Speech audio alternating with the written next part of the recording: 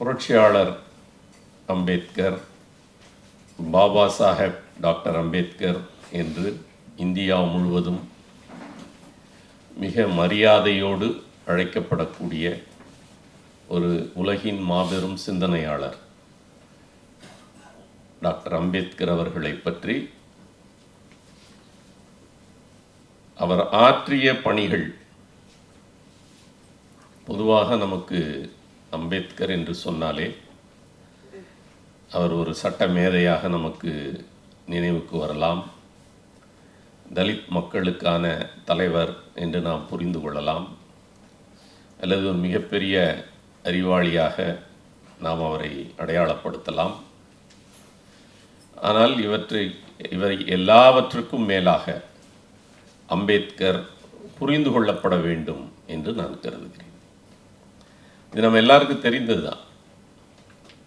அவர் பெரிய அறிவாளி என்று சொல்வதிலே அது அவருடைய சொந்த முயற்சியால் வந்தது. ஆனால் அந்த அறிவை அவர் எதற்காக பயன்படுத்தினார் அதுதான் இங்கே புரிந்து கொள்ளப்படுவதில்லை.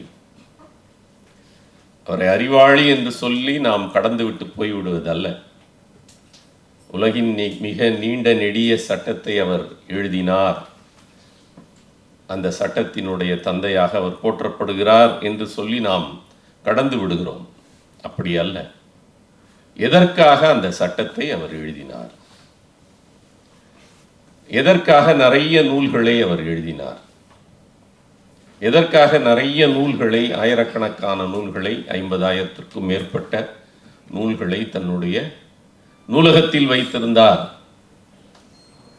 அதற்கான காரண காரியங்களை நாம் சரியாக புரிந்து கொண்டிருக்கிறோமா என்பதைத்தான் இது போன்ற பிறந்த நாள் நிகழ்வுகளில் நாம் மீண்டும் ஒரு விவாதத்தை இந்த சமூகத்தின் முன் வைக்க வேண்டும். பொதுவாக அம்பேத்கருக்கு நிறைய புகழ் மாலைகள் நாம் பார்க்கிறோம். அது அரசியல்வாதிகளாக இருந்தாலும் சரி, இயக்கங்களாக இருந்தாலும் சரி, கட்சிகளாக இருந்தாலும் சரி, அம்பேத்கரை புகழ்ந்து பேசிவிட்டு சென்று விடுகிறார்கள். ஆனால் என்ன நோக்கத்திற்காக அம்பேத்கர் தன்னுடைய வாழ்நாளை அர்ப்பணித்தார், அந்த இலக்கை நாம் அடைந்து விட்டோமா என்பதை கண்டறிவதற்கான ஒரு உரைகளாகத்தான் நாம் ஒவ்வொரு அம்பேத்கர் பிறந்த நாளையும் அதற்காக நாம் பயன்படுத்திக் கொள்ள வேண்டும் என்று கருதுகிறேன். சாதிய சமூக அமைப்பை நாம் மிக சரியாக, அதனுடைய இயங்குதளத்தை மிக சரியாக புரிந்து கொண்டால் மட்டும்தான் புரட்சியாளர் அம்பேத்கர், தந்தை பெரியார் போன்றோருடைய அவர்கள் எதற்காக இந்த தங்களுடைய வாழ்க்கையை இவ்வளவு சிரமேற்கொண்டு அர்ப்பணித்து ஒரு 45 ஆண்டு காலம், ஒரு 50 ஆண்டு காலம் போராடினார்கள் என்பதை நாம் முழுமையாக புரிந்து கொள்ளும்.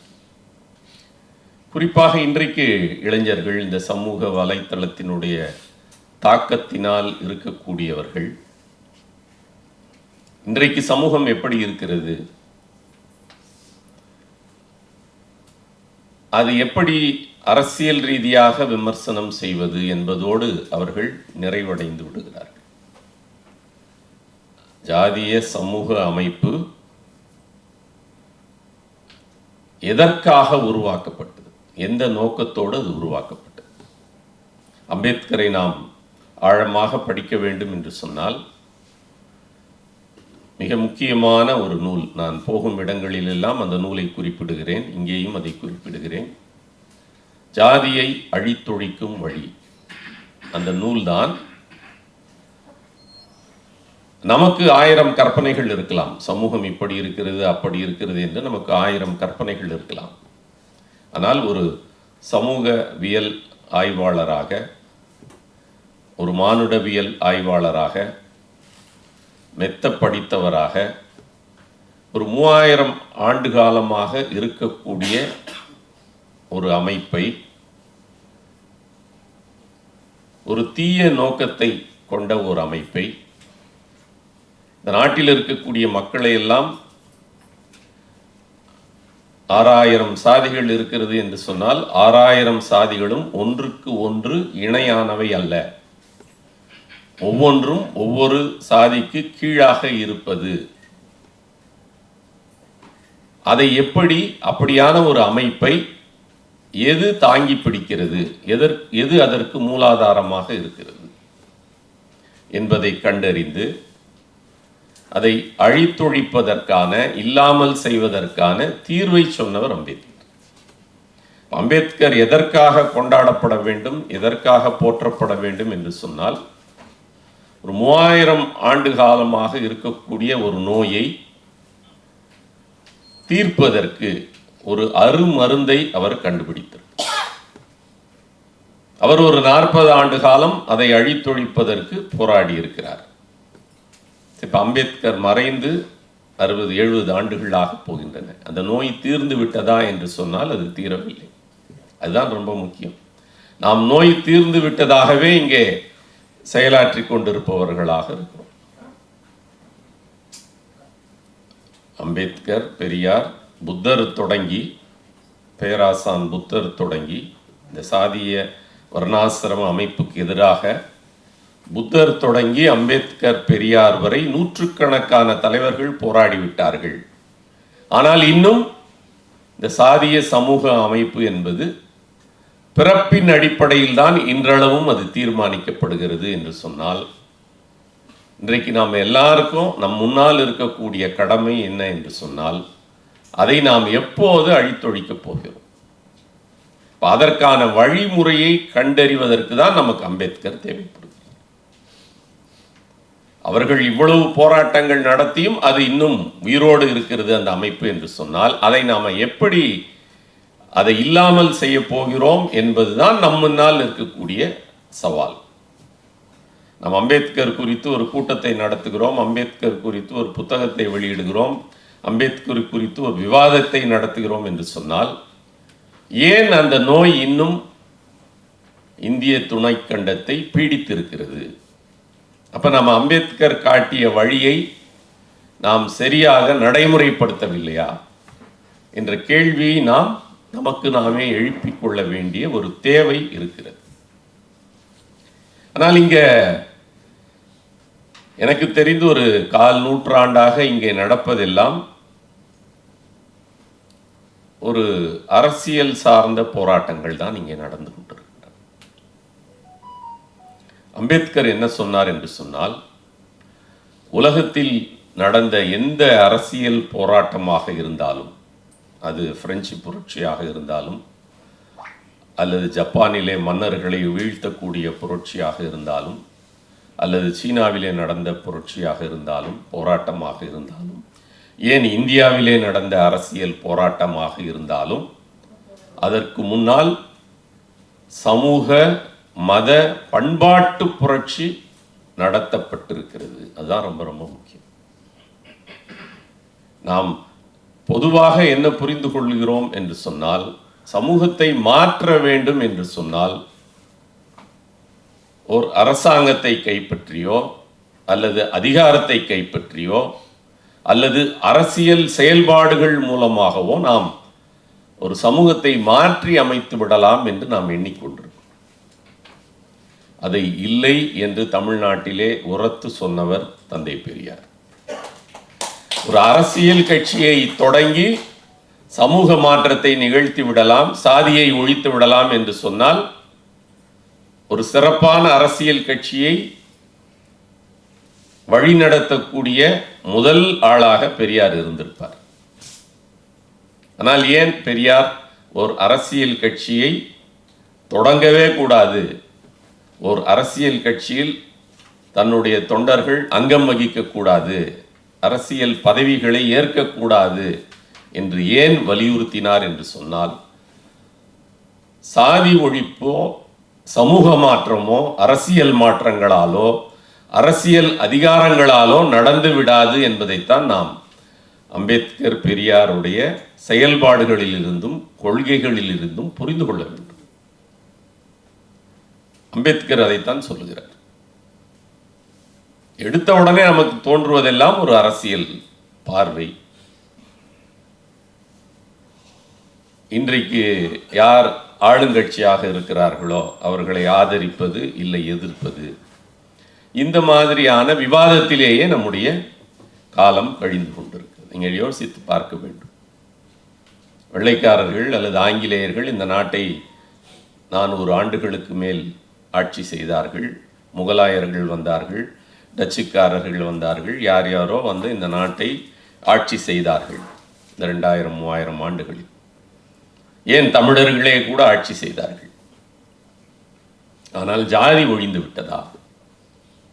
அதுதான் முதன்மையான கேள்வியாக இருக்கிறது. அப்போ அந்நியர்கள் ஆட்சி செய்த போதும் தமிழர்களே ஆட்சி செய்த போதும், இன்றைக்கு நவீன உலகில் தமிழர்களே திராவிட இயக்கமே ஆட்சி செய்த போதும் ஜாதி மட்டும் உயிரோடு இருக்கிறது என்று சொன்னால் இது ரெண்டும் வெவ்வேறானவை என்பதை நாம் முதலில் புரிந்து கொள்ள வேண்டும். இன்றைக்கு அந்த புரிதல் பெரும்பாலானவர்களுக்கு இல்லை. ஏன் அம்பேத்கர் ஒரு அரசியல் கட்சியை தொடங்கினார் என்ற கேள்வி உங்களுக்கு எழலாம். பெரியார் மன்னிக்கணும், அம்பேத்கர் பல்வேறு முயற்சிகளை மேற்கொண்டார். அதிலே ஒரு சின்ன முயற்சி தான் அரசியல் கட்சியை தொடங்கியது. அதில் அவர் பெரிய வெற்றியையும் அவர் பெறவில்லை என்பது மிக மிக முக்கியமானது.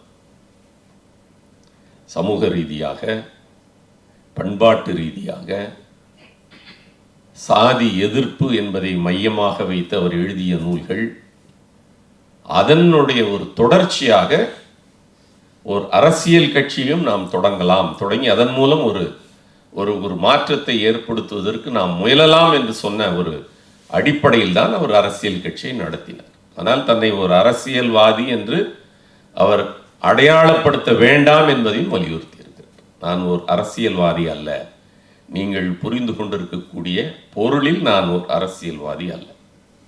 ஆனால் ஏன் அம்பேத்கர் அரசு சார்ந்து அரசியல் சார்ந்தே அறியப்படுகிறார் என்று சொன்னால், அம்பேத்கருக்கு பிறகான இயக்கம், இன்றைக்கு நாம் தலித் இயக்கம் என்று சொல்கிறோமே, அம்பேத்கருக்கு பிறகான இயக்கம் அனைத்துமே அரசியல் கட்சியை தொடங்குவதில் தீவிரமாக இருந்ததால் அம்பேத்கருடைய பங்களிப்பு என்பது வெறும் அரசியல் பங்களிப்பு என்பதான ஒரு புரிதல், ஒரு தவறான புரிதல் அல்லது ஒரு மேலோட்டமான புரிதலுக்கு நாம் ஆட்பட்டிருக்கிறோம். உலகில் சமூக புரட்சிகளை செய்த தலைவர்களை, சிந்தனையாளர்களை நீங்கள் பட்டியலிட்டால் அதிலே முதல் நபராக அல்லது ஒரு முதன்மையான இடத்தில் இருக்கக்கூடியவராக, ஒரு சமூக புரட்சிக்கு சொந்தக்காரராக, ஒரு பண்பாட்டு மறுமலர்ச்சியை இந்த மண்ணில் உருவாக்குவதற்கு சொந்தக்காரராக அண்ணல் அம்பேத்கர் இருப்பார். இப்போ நம்ம அம்பேத்கரை அடைத்து வைத்திருக்கக்கூடிய சட்டகம் அல்ல, அவர் ஒரு சட்டமேதை என்பதோ, அவர் ஒரு படிப்பாளி என்பதோ, அவர் ஒரு அரசியல் நிறுவனர் என்பதோ, ஒரு அரசியல் செயல்பாட்டாளர் என்பதோ அல்ல. அதை தாண்டி ஒரு மிகப்பெரிய சிந்தனையாளராக, ஒரு குறிப்பிட்ட பகுதி, ஒரு குறிப்பிட்ட மக்களுக்காக போராடியவராக அல்லாமல், அதனால்தான் நான் முதலிலேயே சொன்னேன், ஜாதிய சமூக அமைப்பு எப்படி இயங்குகிறது என்று சொன்னால், பெரும்பான்மை மக்கள், இந்த நாட்டிலே இருக்கக்கூடிய பெரும்பான்மை மக்கள் சமூக நீதி கண்ணோட்டத்தின் அடிப்படையில் அல்லது நேர்மறையாக அவர்களை அடையாளப்படுத்த வேண்டும் என்று சொன்னால், கல்வி ரீதியாக, சமூக ரீதியாக யாருக்கெல்லாம் சமூக உரிமைகளும் கல்வி உரிமைகளும் மறுக்கப்பட்டனவோ, சமூக ரீதியாகவும் கல்வி ரீதியாகவும் யாரெல்லாம் பிற்படுத்தப்பட்ட மக்களாக, ஒடுக்கப்பட்ட மக்களாக மாற்றப்பட்டார்களோ அவர்கள் பெரும்பான்மை சமூகத்தினர். அதுதான் அம்பேத்கர் யாருக்காக போராடினார் என்று சொன்னால், அம்பேத்கர் சமூகத்தை இப்படி பிரிக்கிறார். இந்த நாட்டில் ஒரு மிகச் சிறுபான்மையான ஒரு ஆளும் வகுப்பினர் இருக்கிறார்கள். 100 பேர் இருக்கிறார்கள் என்று சொன்னால், அந்த 100 பேரில் ஒரு 3% குறைவானவர்கள் ஆளும் வகுப்பினராக இருக்கிறார்கள். ஆளும் வகுப்பினர் என்று சொன்னால் ஒரு அரசியல் கட்சியை அவர்கள் நடத்த வேண்டும் என்று பொருள் அல்ல. இந்த நாட்டை வழிநடத்துவதில் இந்த நாட்டை எந்த கொள்கையின் அடிப்படையில் வழிநடத்த வேண்டும் என்ற அடிப்படையில் ஓர் ஆளும் வகுப்பினர் இந்த நாட்டில், ஒவ்வொரு நாட்டிலும் ஒரு ஆளும் வகுப்பினர் உண்டு. அதான் அம்பேத்கர் சொல்றார், ரூலிங் கிளாஸ் ஒவ்வொரு நாட்டிலையும் உண்டு, இந்தியாவில் மட்டுமல்ல. நீங்கள் பிரான்ஸை எடுத்துக்கொண்டால், ரஷ்யாவை எடுத்துக்கொண்டால், உலக அளவில் எடுத்துக்கொண்டால், இன்றைக்கு நாம் யூதர்கள் என்று சொல்வோம். யூதர்கள் பெரும்பாலான முக்கியமான அதிகார பதவிகளை வகிப்பவர்களாக இருக்கிறார். இன்றைக்கு நீங்கள் மீடியா, ஊடகம் என்று எடுத்துக்கொண்டால் யூதர்களுடைய கையில் ஊடகம் இருக்கிறது. உலகின் மிக முக்கியமான ஊடகத்தை கையாள்பவர்களாக யூதர்கள் இருக்கிறார்கள். அவர்கள் ஆளும் வகுப்பினராக இருக்கிறார்கள். அமெரிக்காவை வழிநடத்துவதில் யூதர்களுடைய பங்கு பெரும்பான்மையானது. அதுபோல ஜப்பானில் சாமுரை என்ற ஒரு ஆளும் வகுப்பினர் உண்டு. ஆனால் வெளிநாட்டிலே இருக்கக்கூடிய ஆளும் வகுப்பினருக்கும் இந்தியாவிலே இருக்கக்கூடிய ஆளும் வகுப்பினருக்கும் ஒரு வேறுபாடு உண்டு என்று அம்பேத்கர் சொல்றார். அங்கு யார் வேண்டுமானாலும் ஆளும் வகுப்பினராக மாறலாம். ஆனால் இந்தியாவை பொறுத்தளவிலே பார்ப்பனர்கள் தான் பிறப்பின் அடிப்படையில் தங்களை ஆளும் வகுப்பினராக அறிவித்துக் கொண்டவர்களாக இருக்கிறார். அடுத்து அம்பேத்கர் எப்படி பிரிக்கிறார் என்று சொன்னால், ஆளும் வகுப்பினர், அடிமை வகுப்பினர் என்று பிரிக்கிறார். அடிமை வகுப்பினர் யார் என்று சொன்னால், இந்த நாட்டில் 50% மேற்பட்டவர்களாக இருக்கக்கூடிய சூத்திரர்கள். அம்பேத்கர் அந்த வார்த்தை தான் பயன்படுத்துகிறார். இந்த நாட்டினுடைய 2 அடிமை வகுப்பினர், சூத்ராஸ் அண்ட் அன்டச்சபிள்ஸ்.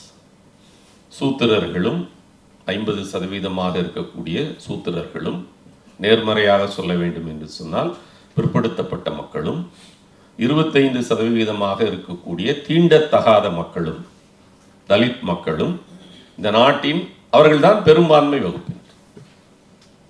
ஒரு 80% இருக்கிறார்கள். மத சிறுபான்மையினர் ஒரு 15% இருக்கிறார்கள்.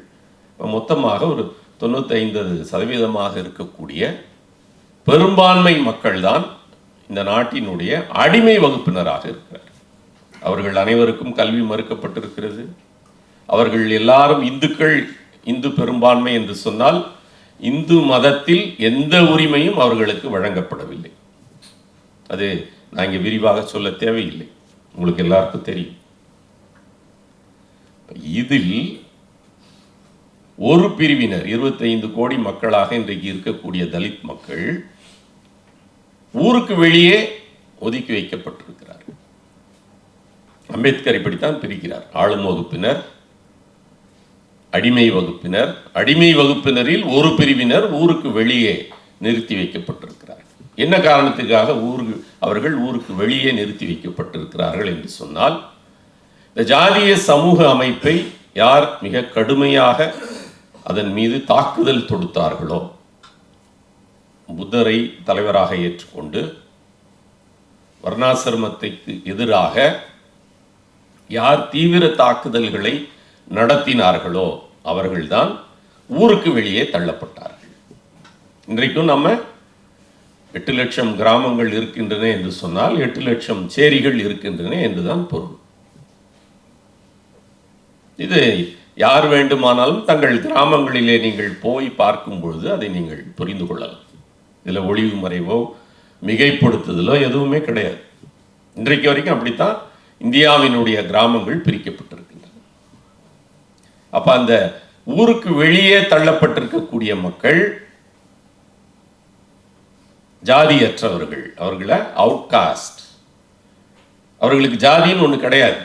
ஏன்னா அவங்க ஜாதியை முற்றாக புறந்தள்ளி புத்தரின் சமத்துவ கொள்கையை ஏற்றுக்கொண்டவர்கள். இப்ப இந்த சிஸ்டம், இந்த சாதிய சமூக அமைப்பு முறை எப்படி செயல்படுகிறது என்று சொன்னால், பார்ப்பனர்கள், ஆளும் வகுப்பினராக இருக்கக்கூடிய பார்ப்பனர்கள் யாரெல்லாம் கடுமையாக தீவிரத்தோடு ஜாதியை எதிர்த்தார்களோ அவர்களை ஊருக்கு வெளியே ஒதுக்குப்புறமாக புறந்தள்ளி வைத்து விட்டார்கள். மீதி இந்த இந்து மதத்தை, சாதியை ஏற்றுக்கொண்டவர்கள், எந்த விதமான கேள்வியும் கேட்காமல் ஏற்றுக்கொண்ட சூத்திரர்களை அவர்களை சாதி இல்லை என்று சொல்கின்றவனை அடிப்பதற்கு, அவன் மீது வன்கொடுமையை இழைப்பதற்கு ஒரு காவலாட்கள் போல அவர்களை பயன்படுத்தி கொண்டார். இதுதான் இந்த ஜாதிய சமூக அமைப்பினுடைய நோக்கம்.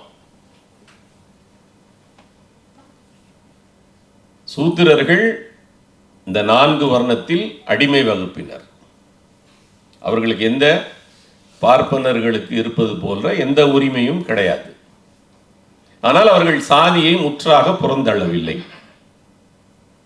அவர்கள் எதற்கு பயன்படுத்தப்படுகிறார்கள் என்று சொன்னால், யார் ஜாதியை தீவிரமாக எதிர்க்கிறார்களோ அவர்களை தாக்குவதற்கு, அவர்கள் மீது வன்கொடுமைகளை இழைப்பதற்கு பயன்படுத்திக் கொள்கிறார்கள். இதுதான் இந்த சமூக அமைப்பினுடைய முறை. இப்ப இதுல எந்த மாற்றமும் பெரிதாக வரவில்லை. இந்த சிஸ்டம் தான், இந்த சாதிய சமூக அமைப்பு முறை தான் தொடர்ந்து இயங்கிக் கொண்டிருக்கிறது. நாம் விரும்பினாலும் விரும்பாவிட்டாலும் எல்லாரும் ஏதோ ஒரு சாதியின் அங்கமாக செயல்பட்டு கொண்டிருக்கிறோம். சாதியை முற்றாக துறந்தவர்களாக இருக்கலாம். ஆனால் இந்த வேறுபாட்டை, இந்தியாவில் இருக்கக்கூடிய இந்த வேறுபாட்டை நாம் வேடிக்கை பார்த்து கொண்டிருக்கிறவர்களாக இருக்கிறோம். இதை எப்படி நேர் செய்வது? அடிமை சாதியினரே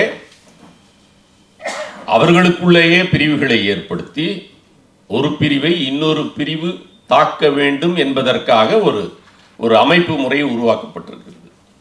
அப்ப இந்த அமைப்பு முறையை நாம் உயிர்ப்போடு வைத்திருக்கிறோம் என்று சொன்னால் நம்ம அம்பேத்கரையோ பெரியாரையோ பேசுவதற்கு அருகதையற்றவர்களாக நாம் மாறிப்போம். இந்த அமைப்பு நிலையை நாம் புரிந்து கொண்டால்தான் ஏன் தீண்டத்தகாத மக்களுக்கு, தலித் மக்களுக்கு அம்பேத்கர் முன்னுரிமை கொடுத்தார் என்பதை நாம் புரிந்து கொள்ள முடியும். இந்த அடிமை வகுப்பினரை, சேரியில் இருக்கக்கூடிய மக்கள் தீண்டத்தகாத மக்களாக இருக்கிறார்கள், அவர் ஊருக்கு வெளியே இருக்கிறார்கள். சரி, ஊருக்குள்ளே இருக்கக்கூடிய சூத்திரர்கள் என்று சொல்லக்கூடியவர்களாவது ஒரே சாதியாக இருக்கிறார்களா என்று சொன்னால் கிடையாது. ஏனால் இந்தியாவில் 6000 சாதிகளும் ஒன்றோடு ஒன்று இணையானது அல்ல. ஒன்றன் கீழ் ஒன்றாக அது பிரித்து வைக்கப்பட்டிருக்கு. இப்ப இதை கேள்வி கேட்கக்கூடாது என்பதால் தான் நம்மிடையே நிறைய பண்பாடு என்ற பெயரில் ஆயிரக்கணக்கான கடவுளர்கள், ஆயிரக்கணக்கான சம்பிரதாயங்கள், ஆயிரக்கணக்கான ஆகமங்கள், ஆயிரக்கணக்கான புனித நூல்கள், இவையெல்லாம் இந்த பெரும்பான்மை மக்களை ஏமாற்றுவதற்கும் மூட நம்பிக்கையிலேயே இருத்தி வைப்பதற்கும் தான் உருவாக்கப்பட்டிருக்கிறது. இதை நாம் கேள்வி கேட்க வேண்டும் என்பதற்கு தான் நமக்கு அம்பேத்கரும் பெரியாரும் தேவைப்படுகிறார்கள். அப்ப நம்ம இன்னும் எவ்வளவு காலத்திற்கு இது நடக்கப் போகிறது? இந்த அறியாமையில் நாம இருக்கிறோம். பெரும்பான்மை மக்கள் அறியாமையில் இருப்பதால் தான் இந்த சாதிய அமைப்பு என்பது உயிரோடு இருக்கிறது என்று சொன்னால் இதை நாம் எப்படி அழிக்கப் போகிறோம்? அதுதான் நம்ம முன்னால் இருக்கக்கூடிய முதன்மையான கேள்வி. இப்போ தலித் மக்களுக்கு ஏதாவது, அம்பேத்கர் சொல்றார், தலித் மக்கள் மீது இறக்கப்படுகின்றவர்கள், தலித் மக்களுக்கு, தீண்டத்தகாத மக்களுக்கு ஏதாவது ஒன்றை நாம் செய்துவிட வேண்டும் என்று நினைக்கக்கூடிய சாதி இந்துக்கள், அந்த பார்வையை முதலில் தவறு என்று அம்பேத்கர் சொல்றார்.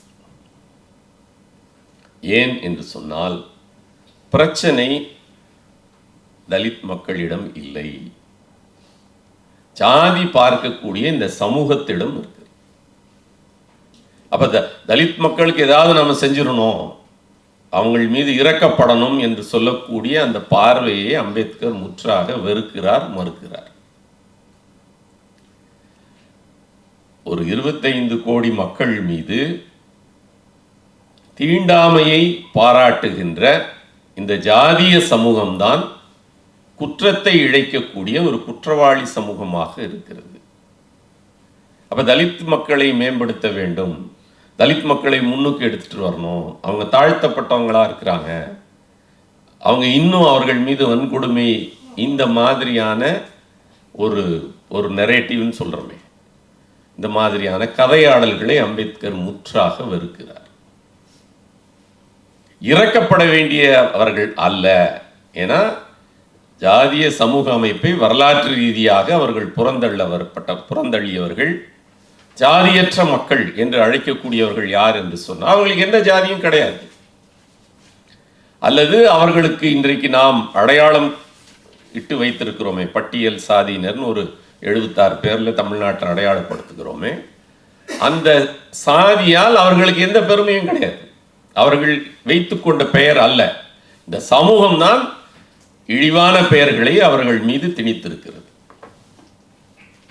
அப்ப பிரச்சனை எங்க இருக்குது அப்படின்னு சொன்னா, சாதி இந்து சமூகம், சாதியை ஏற்றுக்கொண்டிருக்கக்கூடிய சமூகம்தான்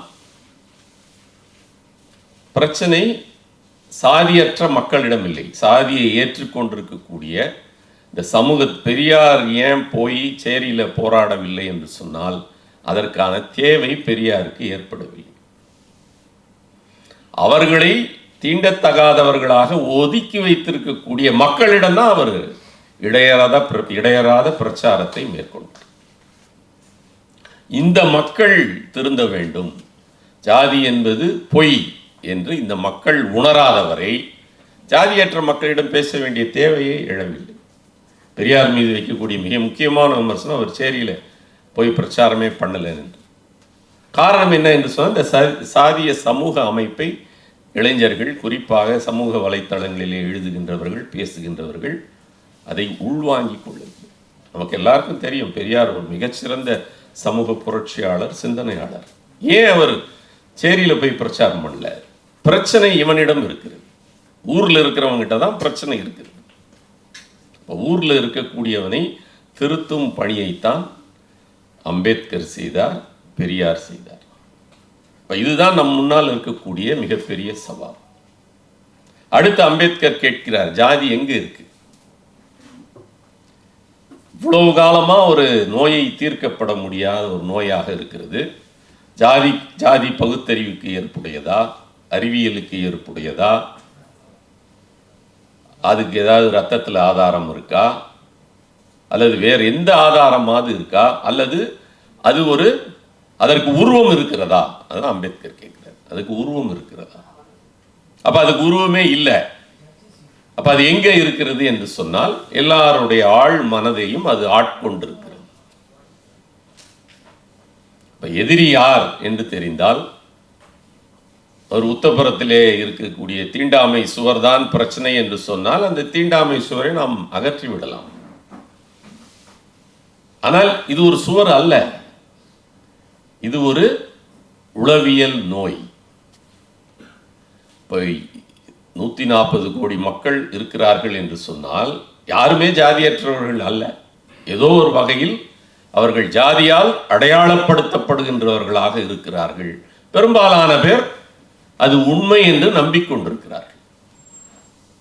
அம்பேத்கர் என்ன இது எல்லாவற்றுக்கும் ஜாதி என்ற ஒரு கற்பனை நம்ம மனதை ஆட்கொண்டிருக்கக்கூடிய அந்த கற்பனை நோய், இது எல்லாவற்றுக்கும் எது காரணமாக இருக்கிறது என்று அம்பேத்கர் அடையாளப்படுத்துகிறார், அல்லது அவருடைய ஆய்வு மூலமாக அவர் கண்டுபிடித்திருக்கிறார் என்று சொன்னால், அந்த இந்து மதம் என்று சொல்லக்கூடிய ஒரு ஆதிக்க சிந்தனை தான் இவை எல்லாவற்றிற்கும் மூல காரணம் என்று அம்பேத்கர்.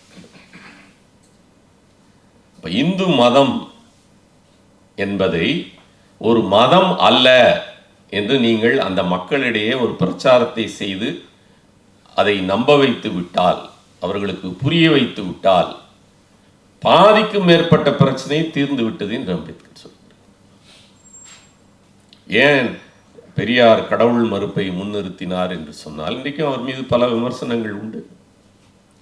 பெரியார் கடவுள் மறுப்பை மட்டுமே சொன்னவர். ஏன் அவர் கடவுள் மறுப்பை சொன்னார் என்று சொன்னால், அந்த கடவுள் நம்பிக்கை தான் ஒரு மதத்திற்கு ஆதாரமாக இருக்கிறது. அந்த மதம்தான் ஜாதியை நியாயப்படுத்தக்கூடியதாக இருக்கிறது. ஜாதி என்பது, இந்து மதம் என்பது ஜாதிகளால் ஆனது. ஜாதி என்ற செங்கற்களால் நீங்க 6000 ஜாதிகளை ஒன்றன் கீழ் ஒன்றாக அடுக்கினால் அதற்கு பெயர் இந்து மதம். அந்த செங்கற்களை நீங்கள் உருவி விட்டீர்கள் என்று சொன்னால் அங்கே மதம் என்று ஒன்று இருக்காது. அப்போ இந்து பெரும்பான்மை என்று சொல்லக்கூடிய இன்றைக்கு ஆர்எஸ்எஸ் வலதுசாரி இந்துத்துவ பிஜேபிகளால் முன்வைக்கக்கூடிய அந்த இந்து பெரும்பான்மை என்ற வாதத்தை நாம் தகர்த்தெறிய வேண்டிய ஒரு தேவை இருக்கிறது. அதை இந்துக்களாக இருந்து செய்ய முடியாது. அது இந்துக்களாக இருந்து எல்லாரும் செய்து கொண்டிருக்கிறார்கள். அதுதான் அம்பேத்கர் சொல்றார். அம்பேத்கருடைய ஒரு ஒரு ஒரு மிஷன் ஸ்டேட்மெண்ட் என்ன என்று சொன்னால், நான் இந்துவாக பிறந்தேன், ஆனால் ஒரு இந்துவாக சாக மாட்டேன் என்று சொன்னதனுடைய அடிப்படை என்ன என்று சொன்னால், அடிமை சாதியினராக இருக்கக்கூடிய பிற்படுத்தப்பட்ட மக்களும் தலித் மக்களும் இந்துக்கள் என்று தங்களை நம்பிக்கொண்டிருப்பதால் தான் அவர்கள் 6000 ஜாதிகளாக இருக்கிறார்கள். அப்ப அந்த இந்து அதன் மீதுதான் இந்து பெரும்பான்மை வாதம் என்பது கட்டப்படுகிறது. அப்ப நம்ம ஆர்எஸ்எஸ், பிஜேபி, சங் பரிவார் இதையெல்லாம் நாம் எதிர்க்கின்றவர்களாக இருக்கிறோம். அது மட்டும் போதாது. அம்பேத்கர் ஜாதியை அழித்தொழிக்கும் வழியில் ஒரு மிக முக்கியமான செய்தியை சொல்லியிருப்பார். இங்கே ஜாதி பார்க்கக்கூடிய, ஜாதியை கடைபிடிக்கக்கூடிய இந்துவிடம் அல்ல பிரச்சனை இருக்கிறது. பிரச்சனை அவனிடம் அல்ல, அவனை ஜாதி பார்க்க சொல்லக்கூடிய கடவுளிடமும் மதத்திடம் தான் பிரச்சனை இருக்குது. அதனால் நீங்கள் ஜாதியை நியாயப்படுத்தக்கூடிய இந்து சாஸ்திரங்களையும் இந்து புனித நூல்களையும் நீங்கள் வெடிவைத்து தகர்க்க முன்வர வேண்டும் என்ற ஒரு மிக முக்கியமான செய்தியை அதிலே பதிவு செய்திருப்பார். இப்போ நாம் இன்னைக்கு ஜாதியை பார்க்கக்கூடிய மக்களுடன் ஒரு முரணை நாம் ஏற்படுத்தி கொண்டிருக்கிறோம். ஜாதி என்பது பொய் என்று சொன்னால் 140 கோடி மக்களும் ஜாதியற்றவர்கள் என்ற புரிதலை நாம் மக்கள் மத்தியிலே ஏற்படுத்த வேண்டும். அதைத்தான் பெரியார் பகுத்தறிவு பார்வையுடன் பகுத்தறிவு பிரச்சாரத்தை நாம் விரைவுபடுத்த வேண்டும் என்று சொன்னால், நாம் எல்லாரும் மனிதர்கள், நம்மிடையே ஒரு செயற்கையான ஒரு சிந்தனை ஆழ் மனதிலே, ஒரு தவறான கொள்கை நம்முடைய ஆழ் மனதிலே திணிக்கப்பட்டிருக்கிறது.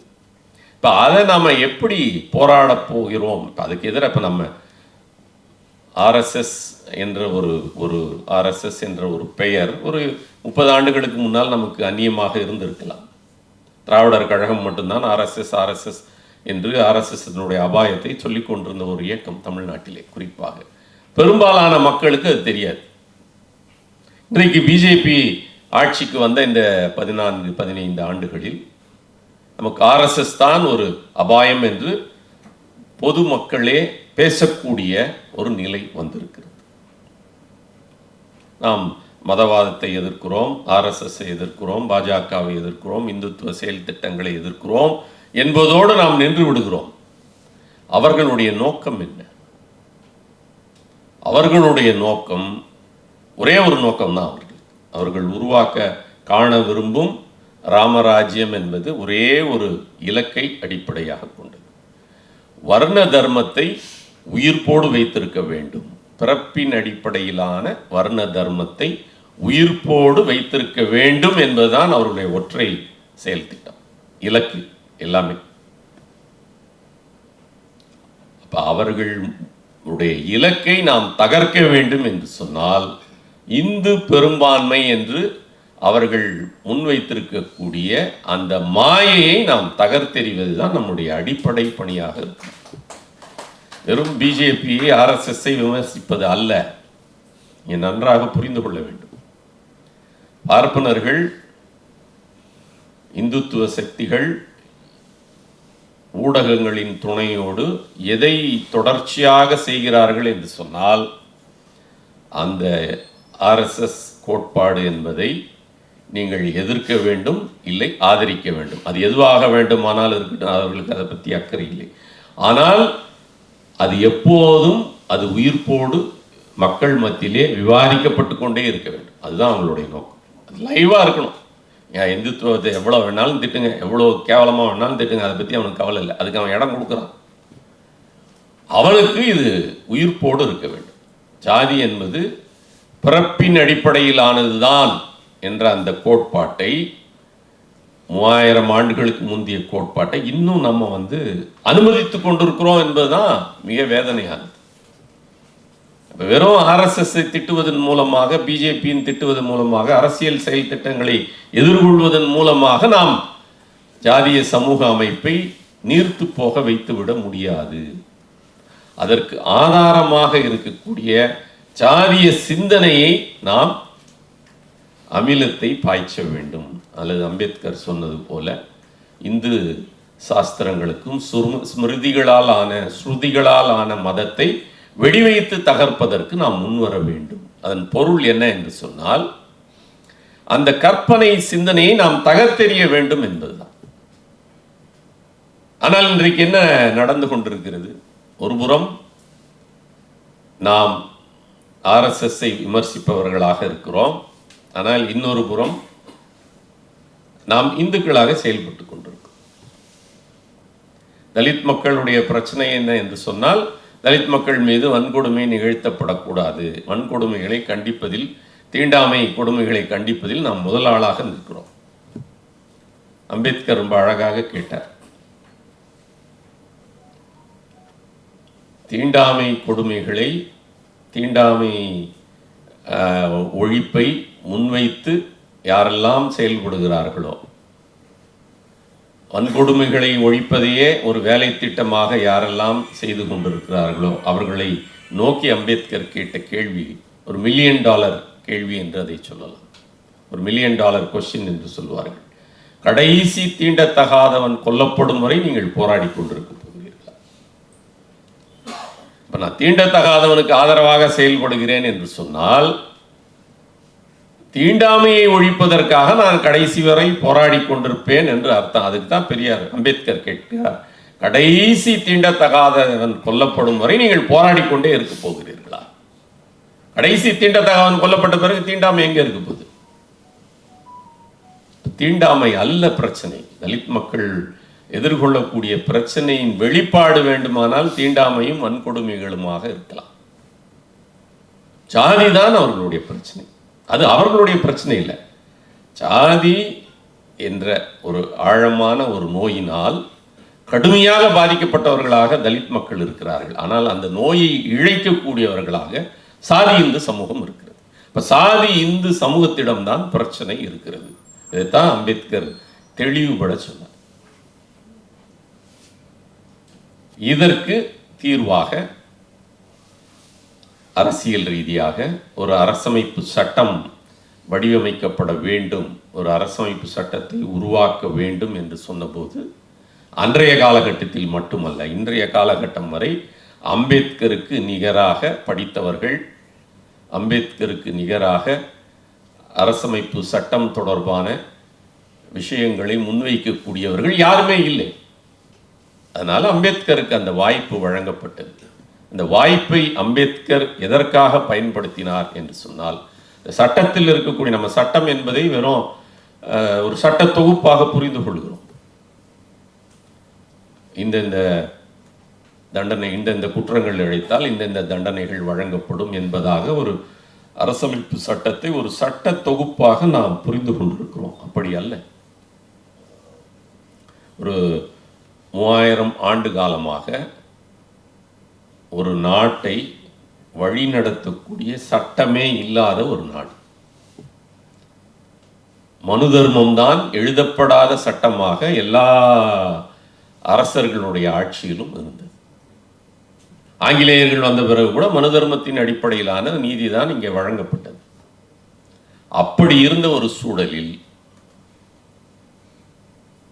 இந்த மக்களுக்கென்று ஒரு சட்டத்தை, ஒரு அரசமைப்பு நெறியை, அது சட்டம் என்று சொல்வதை காட்டிலும் ஒரு அரசமைப்பு அறத்தை உருவாக்கியவர் அம்பேத்கர்.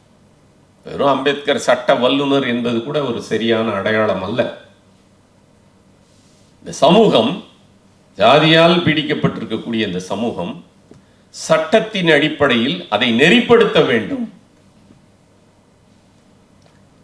அதுவரை, இந்திய அரசமைப்பு சட்டம் உருவாக்கப்படும் வரை அரசமைப்பு சட்டம் உருவாக்கப்படும் வரை ஒரு மனிதன் அவன் எந்த ஜாதியை சார்ந்தவனோ அந்த ஜாதிக்கு என்ன அளவுகோலோ அதன்படி தான் அவன் மதிக்கப்பட்டான். அதுதான் இந்த நாட்டினுடைய சட்டமாக இருந்தது. அம்பேத்கர் சட்டத்தை உருவாக்கிய பிறகுதான் ஒவ்வொரு மனிதன், இந்த நாட்டில் பிறந்த ஒவ்வொரு மனிதனும் மனிதன் என்று அங்கீகரிக்கப்பட வேண்டும். அம்பேத்கர் சொன்னார், அவன் முதலில் மனிதனாக அவன் ஒரு சாதியின் அடையாளமாக, குறியீடாக, சாதியின் ஒரு அங்கமாக அவன் அடையாளப்படுத்தப்படுவதை அம்பேத்கர் சட்ட ரீதியாக மாற்றினார். அரசமைப்பு சட்டத்தினுடைய மிக உன்னதமான நோக்கம் என்பது அதனுடைய முகப்புரை தான், மற்ற தொகுப்புகள் அல்ல. இன்றைக்கு நாம பேசிக்கொண்டிருக்கிறோமே அது அல்ல. அம்பேத்கர் பெரிய சட்டம் அது அல்ல. இந்த நாட்டினுடைய மக்கள் எப்படி மதிக்கப்பட வேண்டும், ஒரு தனி மனிதன் சாதி ரீதியாக அடையாளப்படுத்தப்படக்கூடாது. அவன் எந்த சாதியில் பிறந்திருந்தாலும் எந்த மதத்தில் பிறந்திருந்தாலும் இந்த நாட்டில் பிறந்த ஒருவன் மனிதனாக முதலில் அங்கீகரிக்கப்பட வேண்டும். அவனுக்கு ஒரு மதிப்பு இருக்கிறது. அம்பேத்கர் சொல்றார், one man one value one vote.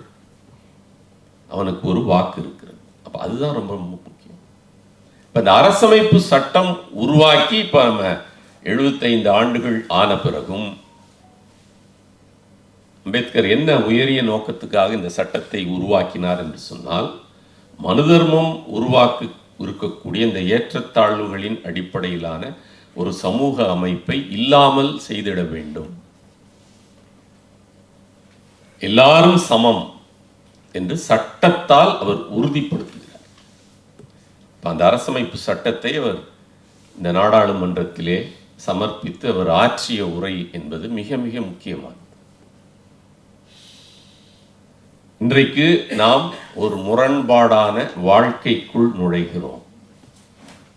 அரசியலிலே நாம் ஒரு மனிதன், ஒரு மதிப்பு, ஒரு வாக்கு என்பதை நாம் இன்றைக்கு ஏற்றுக்கொண்டிருக்கிறோம். அரசியல் ஜனநாயகத்தை நாம் பெற்றவர்களாக இருக்கிறோம். அரசியலிலே ஜனநாயகத்தை பெற்றவர்களாக இருக்கிறோம். ஆனால் சமூக தளத்தில் நாம் பெற்றெடுத்த அரசியல் ஜனநாயகத்தை மறுப்பவர்களாக இருக்கிறோம் என்று சொல்லுவோம்.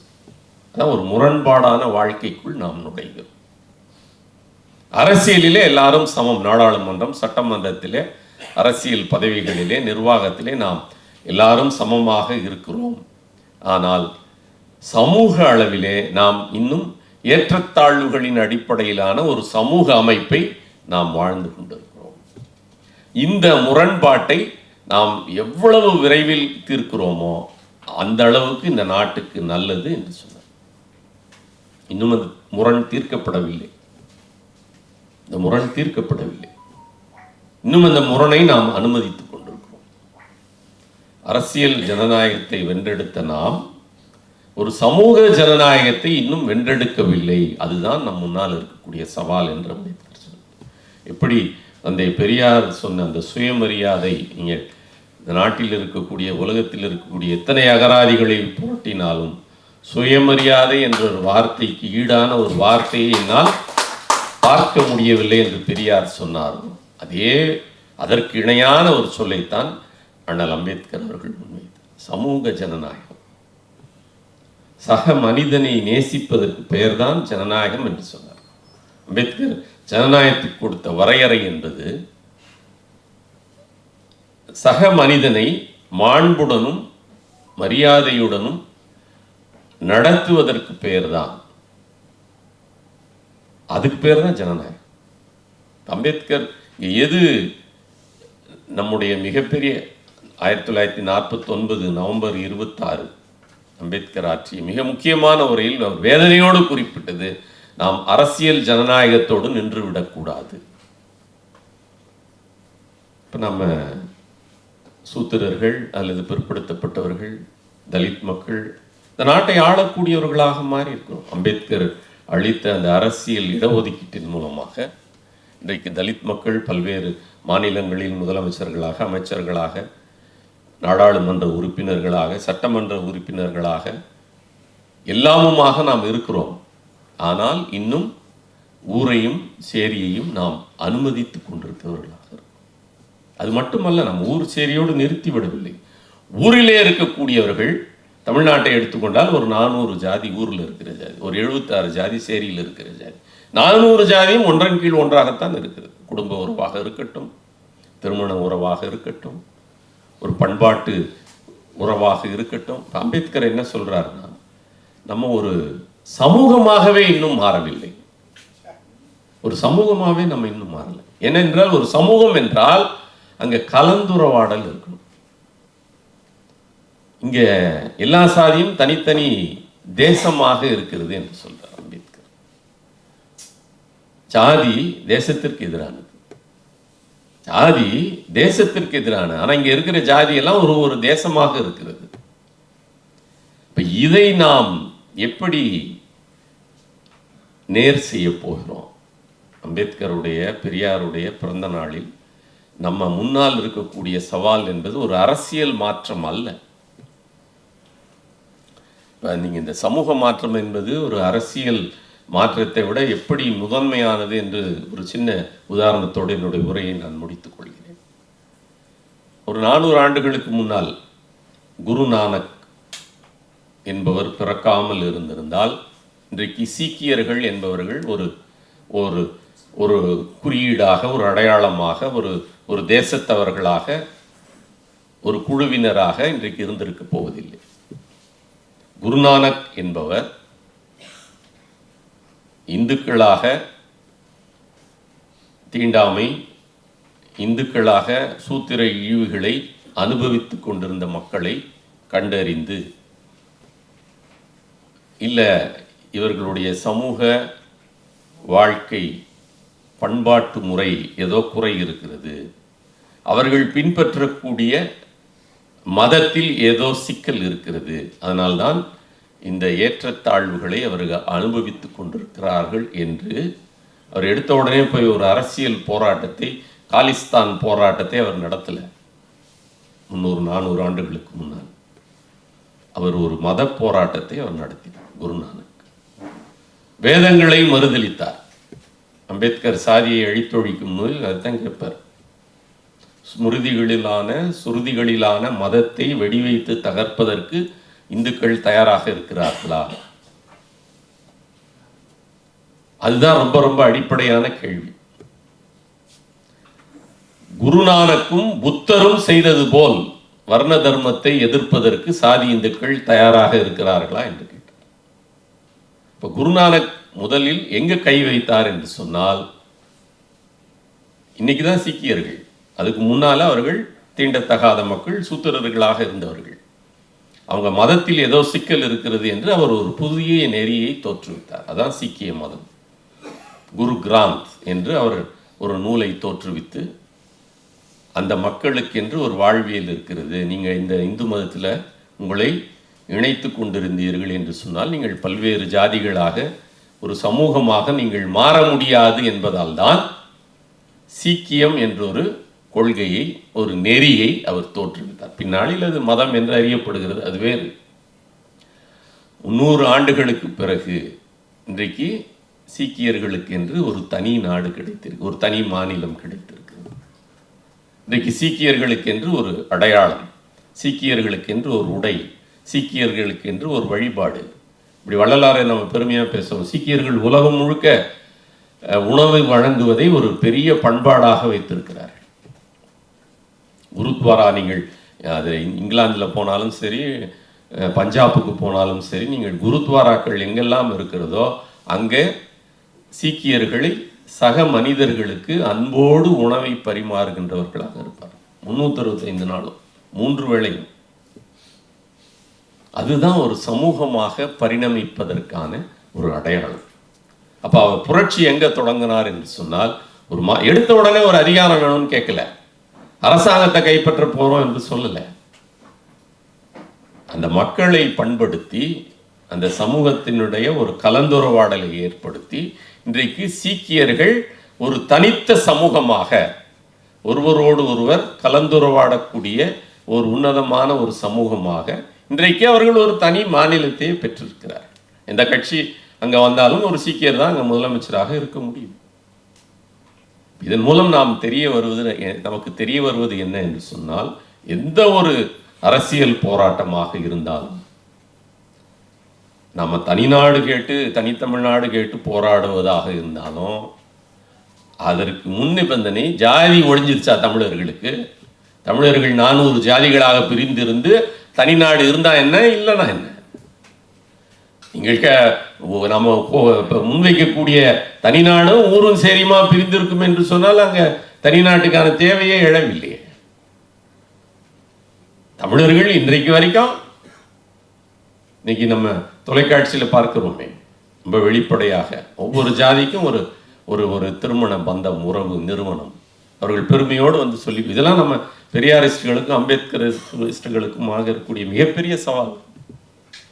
நம்ம அதெல்லாம் வேடிக்கை பார்த்து கொண்டிருக்கிறோம். ஊரையும் சேரியையும் நம்ம வேடிக்கை பார்த்து கொண்டிருக்கிறோம். தமிழன் என்ற அரசியல் ஓர்மை ஒரு சமூக ஓர்மையாக எப்போ மாறும்? அரசியல் ரீதியாக நம்ம எல்லாம் தமிழன் பெருமையாக சொல்லிக்கிறோம்.